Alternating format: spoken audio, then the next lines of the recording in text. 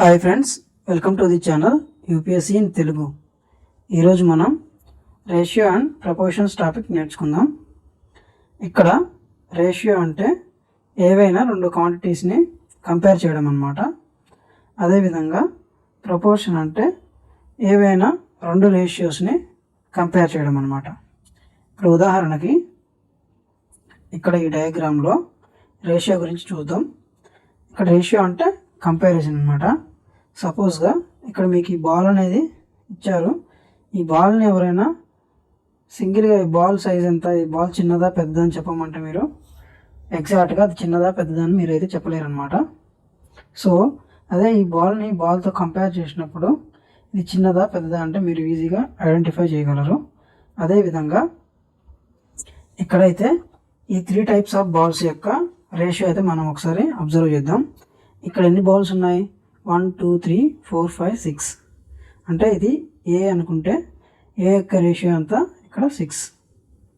అదేవిధంగా ఈ cricket బాల్స్ని B అనుకుంటే ఇవి ఎన్ని ఉన్నాయి? ఇవి 5 ఉన్నాయి. సో వీటి రేషియో ఎంత? 5. అదేవిధంగా ఇక్కడ ఈ బాస్కెట్బాల్ ఈ ఫుట్బాల్స్ని ఎన్ని ఉన్నాయి? 3 ఉన్నాయి కదా. ఈ విధంగా 3 తీసుకుంటే ఇప్పుడు ఆల్ ఓవర్ ఈ మూడింటి యొక్క రేషియో ఎంత వచ్చింది? 60:5:3 వచ్చింది. అంటే మనం ఈ మూడింటిని కంపేర్ చేస్తున్నాం అన్నమాట. అంటే ఒక వస్తువు యొక్క క్వాంటిటీ ఎంత ఉన్నది అనేది మనం కంపేర్ చేస్తున్నాం. సో ఇక్కడ ఇవి 5 ఉన్నాయి కాబట్టి 5, ఇక్కడ 6 ఉన్నాయి కాబట్టి 6, అండ్ క్రికెట్ బాల్స్ వచ్చేసి 5 ఉన్నాయి కాబట్టి ఇక్కడ 5, అండ్ ఈ 3 ఉన్నాయి కాబట్టి ఇక్కడ 3 తీసుకున్నాం.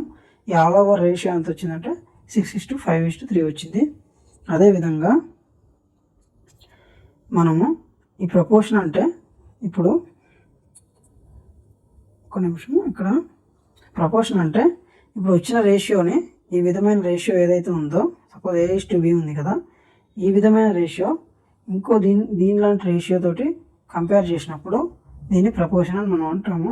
ఉదాహరణకి మనం ఇక్కడ ఈ డయాగ్రామ్ తీసుకుందాం. ఇక్కడ చూడండి, ఫస్ట్ ఇక్కడ ఈ 5 యాపిల్స్ని కంపేర్ చేశారు. మళ్ళీ తర్వాత ఈ 5 ఫ్రూట్స్ని కూడా 3 ఫ్రూట్స్ని కూడా కంపేర్ చేశారు. అంటే ఈ ఫస్ట్ స్టెప్లో మనకైతే 5:3 రేషియో వచ్చింది. అదేవిధంగా ఇది రేషియోకి సంబంధించింది. అదే ఇది అట్లనే ఇది ఇంకో రేషియోకి సంబంధించిన విషయము. ఇక్కడ 3:5 వచ్చింది. సో ఇప్పుడు ప్రపోర్షన్ అంటే అనుపాతం అంటే ఇక్కడ విడివిడిగా ఈ రేషియో అండ్ ఈ రేషియో ఈ రెండింటిని కంపేర్ చేసినప్పుడు వచ్చేదాన్నే ప్రపోర్షన్ అంటాము. ఇక్కడ చూడండి, 5:3 అండ్ = 3:5.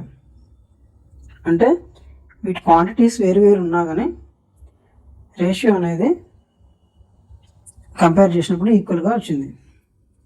అదేవిధంగా మనం ఇంకొకటి చూద్దాము. ఎగ్జాంపుల్ ప్రపోర్షన్కి సంబంధించింది. ఇక్కడ ఈ డయాగ్రామ్లో ఈ ఫస్ట్ స్టెప్లో చూడండి, ఇక్కడ ఈ ఎలుకలు అంటే ర్యాబిట్స్ అనేవి చిట్టెలుకలు, హ్యామ్స్టర్ అంటే చిట్టెలుక అని అర్థం. అయితే ఇవి ఒకటి ఉంది, అలాగే ఒక బౌల్ దానికి సంబంధించిన ఫుడ్ అనేది ఉంది. ఈ బౌల్లో 60 గ్రామ్స్ తీసుకున్నారు. అంటే మీరు ఎప్పుడైనా రేషియోని అదేవిధంగా లేదా ప్రపోర్షన్ని క్యాల్కులేట్ చేసేటప్పుడు మస్ట్ అండ్ షుడ్గా ఒకే క్వాంటిటీ ఒకే దానికి సంబంధించింది అయి ఉండేలా చూసుకోవాలి. అదే ప్రాబ్లమ్స్లో మీకు హవర్స్ ఇస్తే అవి ఖచ్చితంగా హవర్స్లో ఉండేటట్టు చూసుకోవాలి. ఉదాహరణకి ఫస్ట్ రేషియోలో 1 అవర్ ఇచ్చి సెకండ్ రేషియోలో 1 అవర్ 30 మినిట్స్ అని ఇస్తే మీరు ఈ ఫస్ట్ అవర్ని 60 మినిట్స్ లాగా, సెకండ్ అవర్ని 90 మినిట్స్ లాగా చేంజ్ చేసుకోవాల్సి వస్తుంది. అలాగే మీకు ఇంకా ఈ రేషియో ప్రపోర్షన్స్లో ముందు ప్రాబ్లమ్స్లో వాటర్ మిల్క్ రేషియో అడుగుతారు, లేకపోతే హైట్ మెజర్మెంట్స్, గర్ల్స్ యొక్క హైట్ మెజర్మెంట్స్, బాయ్స్ యొక్క హైట్ మెజర్మెంట్స్ అడుగుతారు, లేకపోతే ఒక క్లాస్ రూమ్లో బాయ్స్ ఎంతమంది ఉన్నారు, గర్ల్స్ ఎంతమంది ఉన్నారు, వాళ్ళ రేషియోస్ ఎంత ఫైండ్ అవుట్ చేయమంటారు, లేకపోతే ఏవైనా 2 బాడీస్ని కంపేర్ చేయమంటారు, లేకపోతే ఒక ఒక ఇలాంటి సంచిలో ఎన్ని కాయిన్స్ ఉన్నాయి అని క్యాలిక్యులేట్ చేయమంటారు. ఈ విధమైన ప్రాబ్లమ్స్ అయితే మనకి ముందు వస్తాయి. సో మీరు ప్రాబ్లమ్స్ ఫైండ్ అవుట్ చేసేటప్పుడు క్వశ్చన్లో ఇచ్చేది కంపల్సరీ ఒక క్వాంటిటీకి సంబంధించిన ఆ వస్తువు అయి ఉండాలి. వేరు వేరు క్వాంటిటీకి వస్తువు అయి ఉంటే ఆ ప్రాబ్లమ్ని మీరు ఒకే క్వాంటిటీలోకి తీసుకొని ఆ తర్వాత ప్రాబ్లం అనేది సాల్వ్ చేయాల్సి ఉంటుంది. ఇక్కడ చూడండి, ఇక్కడ ఒక హ్యామ్స్టర్కు 60 గ్రామ్స్కి రేషియో ఇచ్చారు, ఇక్కడ 5 హ్యామ్స్టర్స్కి 300 గ్రామ్స్కి రేషియో ఇచ్చారు. సో ఇక్కడ 1:60 మీరు ఎప్పుడైనా ఇక్కడ 1:60 అని ఇస్తే అది 1/60 లాగా తీసుకోండి. సపోజ్గా A:B అంటే అది నథింగ్ బట్ ఏమవుతుంది, A/B అవుతుంది. అంటే పోలుస్తున్నాం ఈ Bకి Aకి డిఫరెన్స్ని, లేదా A:B అన్నా A/B అన్నా ఒకే విధంగా మీరైతే కన్సిడర్ చేయండి.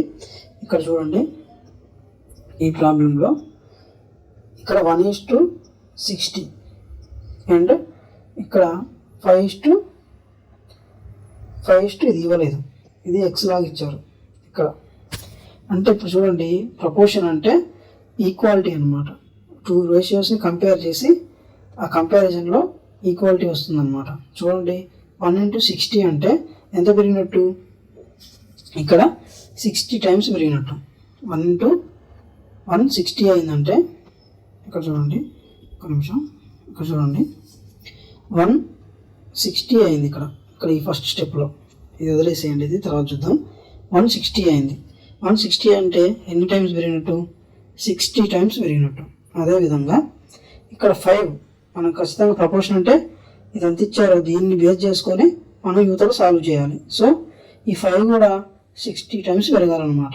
ఈ 5 60 టైమ్స్ పెరగాలి. ఈ 5 60 టైమ్స్ పెరిగితే ఎంత అవుతుంది, 5 6 30. అంటే 0 ఉంది కాబట్టి 0 యాడ్ చేసుకుంటాం, 300 అనమాట.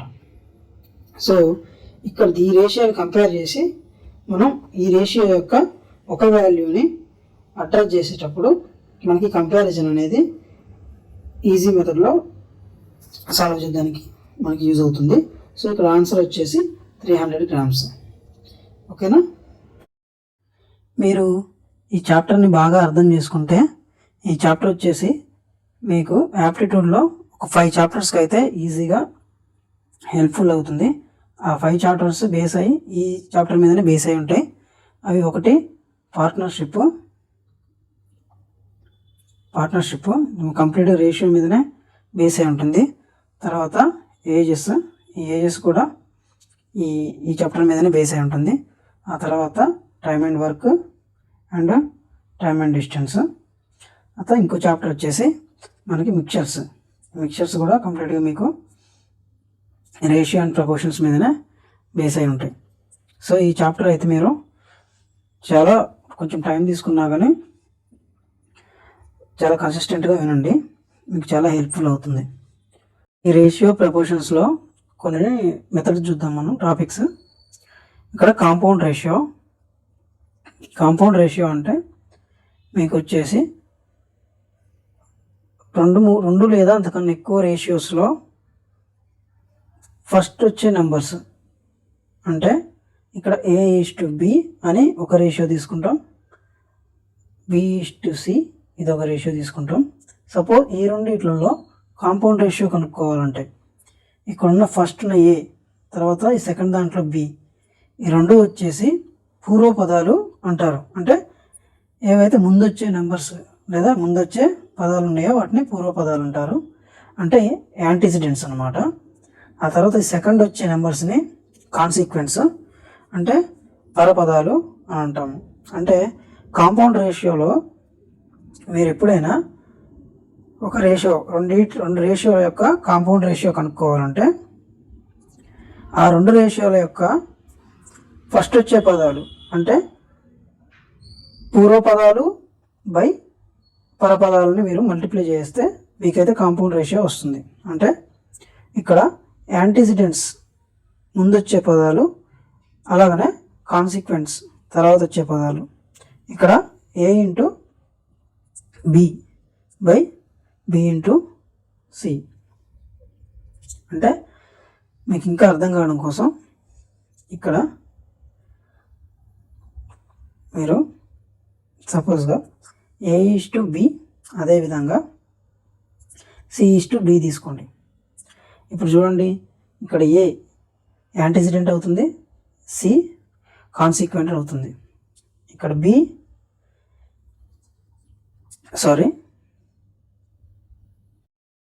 మీరు ఈ రేషియో అండ్ ప్రపోర్షన్స్లో 2 పదాలు చూడండి. ఇప్పుడు ఇక్కడ A:B అంటే ఈ A:Bలో A ఏమో పూర్వపదం అవుతుంది,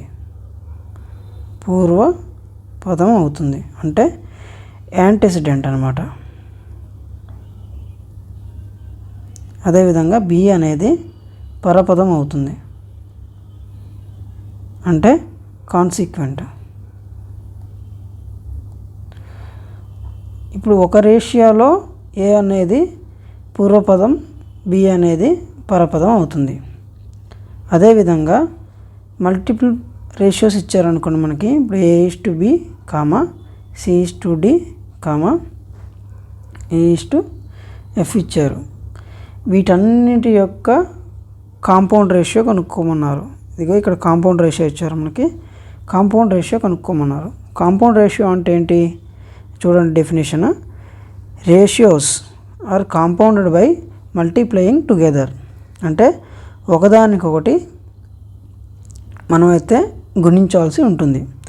the antecedent for a new antecedent and the consequent for a new consequent. అంటే ఒక యాంటిసిడెంట్కి ఇంకో యాంటిసిడెంట్ని మనమైతే మల్టిప్లై చేయాలి బై ఒక కాన్సిక్వెంట్కి ఇంకో రేషియోలో కాన్సిక్వెంట్కి మనమైతే మల్టిప్లై చేయాలి. ఈ విధంగా మల్టిప్లై చేసినప్పుడు మనకు వచ్చే ఆన్సరే కాంపౌండ్ రేషియో. మనం దీనికి సంబంధించి ఒక ఎగ్జాంపుల్ చూద్దాం, మీకు ఇంకా క్లారిటీగా తెలుస్తుంది. ఇక్కడ చూడండి, find out the compound ratio of following. అంటే కింద ఇవ్వబడిన నిష్పత్తులకి బహుళ నిష్పత్తి కనుక్కోండి. అంటే ఇక్కడ 1:2 ఒక రేషియో ఇచ్చారు, 3:5 ఒక రేషియో ఇచ్చారు, 5:9 ఒక రేషియో ఇచ్చారు. ఈ మూడింటికి కాంపౌండ్ రేషియో బహుళ నిష్పత్తి కనుక్కోమంటున్నారు. అంటే నీకేం చెప్పాను, యాంటిసిడెంట్స్, ఈ మూడిట్లలో ఉన్న యాంటిసిడెంట్స్ అంటే పూర్వపదాలని ఒక దగ్గర మల్టిప్లై చేయాలి. అదేవిధంగా పరపదాలని 2, 5, 9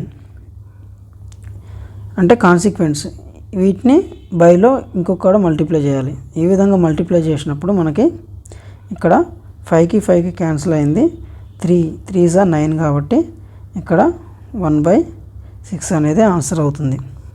చూడండి, ఇక్కడ అదే ఇచ్చారు. పూర్వపదాలు యాంటిసిడెంట్స్, పరపదాలు కాన్సిక్వెన్స్. ఇక్కడ మీరు ఇంకో కాన్సెప్ట్ వచ్చేసి ఇది డూప్లికేట్ రేషియోకి సంబంధించింది. డూప్లికేట్ రేషియో అంటే స్క్వేర్ అన్నమాట, వర్గంకి సంబంధించింది. డూప్లికేట్ రేషియో అంటే చూడండి, డెఫినేషన్ చూడండి. మనం డూప్లికేట్ రేషియో కనుక్కోండి. ఒక రేషియో ఇచ్చి మీకు సపోజ్ ఇక్కడ 4:3 ఇచ్చి మీకు డూప్లికేట్ రేషియో కనుక్కోమని ఇక్కడైతే అడిగారు. దాంట్లో డూప్లికేట్ రేషియో అంటే when the ratio 4:3 is compounded with itself, the resulting ratio is 4^3. అంటే మీకు ఇచ్చిన ఈ 4:3 రేషియో ఏదైతే ఉందో అది కాంపౌండ్ చేయబడింది. అంటే ఈ యాంటిసిడెంట్ ఇంటూ బై ఈ కాన్సిక్వెంట్ అంటే రెండు ఈ కాంపౌండ్ రేషియో అనేది రెండు కాంపౌండ్ రేషియోలు. When the ratio 4:3 is compounded with itself, తనంతట తానుగా కాంపౌండ్ అయినప్పుడు మనకి ఈ డూప్లికేట్ రేషియోలో స్క్వేర్ అనేది యాడ్ చేయబడుతుంది. 4:3 అనే నిష్పత్తి దాంతో సమ్మేళనం అయినప్పుడు ఫలిత నిష్పత్తి ఏదైతే మనకు రిజల్ట్ వస్తుందో ఆ ఫలిత నిష్పత్తి అనేది 4² 3² అవుతుంది. దీనిని 4:3 యొక్క వర్గ నిష్పత్తి అంటాము. దీనికి సంబంధించిన ఒక ఎగ్జాంపుల్ ఇక్కడ చూద్దాం. Find the duplicate ratio of 14:17 అయితే ఇక్కడ అడిగారు.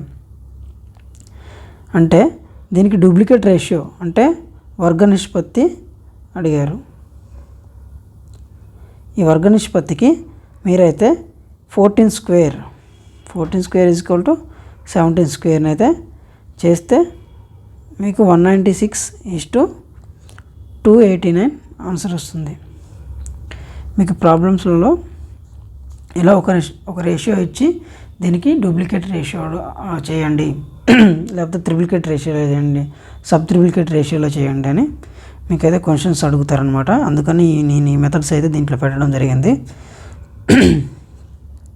చూడండి, అదేవిధంగా మీకు ఇక్కడ ట్రిప్లికేట్ రేషియో అడుగుతున్నారు. ట్రిప్లికేట్ రేషియో అంటే ఇది ఘనానికి సంబంధించింది అనమాట. ఘనం అంటే క్యూబ్, ఇంగ్లీష్లో క్యూబ్. ఇక్కడ చూడండి, మీకు అదే 4:3 రేషియో ఇచ్చి ట్రిప్లికేట్ రేషియో కనుక్కోమంటే మీరు దాన్ని అయితే క్యూబ్ చేయాల్సి ఉంటుంది. ఇక్కడ ప్రాబ్లం చూద్దాం. Triplicate ratio, find the triplicate ratio of 3:5. 3:5 యొక్క ఘన నిష్పత్తి కనుక్కోండి అని ఇచ్చారు. అంటే దీనికి మీరు ట్రిప్లికేట్ రేషియో అడిగినప్పుడు 3³ 5³ చేయాల్సి ఉంటుంది. 3³ అంటే ఎంత అవుతుంది? 3 3s 9, 9 3s 27. అదేవిధంగా ఇక్కడ 5³ అంటే 5 × 5 × 5 అంటే 5 × 5 ఎంత? 25. 25 × 5 ఎంత? 25 × 5 ఎంత? 125. ఈ విధంగా మీరైతే ట్రిప్లికేట్ రేషియో కనుక్కోవాలి. అదేవిధంగా మనం ఇంకోటి చూద్దాము. ఇక్కడ సబ్ డూప్లికేట్ రేషియో అడిగారు. సబ్ డూప్లికేట్ రేషియో అంటే ఎంత? వర్గమూల నిష్పత్తి. ఇందాక మనం డూప్లికేట్ రేషియో చూసాం. డూప్లికేట్ రేషియో అంటే వర్గ నిష్పత్తి, అంటే స్క్వేర్ చేయమని చెప్పా. ఇక్కడ సబ్ డూప్లికేట్ రేషియో అడుగుతున్నారు. సబ్ డూప్లికేట్ రేషియో అంటే ఎంత? ఇందాక మనం 2కి స్క్వేర్ చేసాం, ఇక్కడ అదే 2కి రూట్ తీసుకోవాల్సి ఉంటుంది. అంటే ఇది వర్గమూల నిష్పత్తి కనుక మనం ఇచ్చిన వాల్యూని అనేది అండర్ రూట్ చేస్తే మనకైతే ఆన్సర్ వస్తుంది. ఇక్కడ చూడండి, ఇక్కడ 16:25కి సబ్ డూప్లికేట్ రేషియో అడిగారు. అంటే మనం అండర్ రూట్ 16 అండర్ రూట్ 25 తీసుకున్నాం. సో ఆన్సర్ ఎంత వచ్చింది?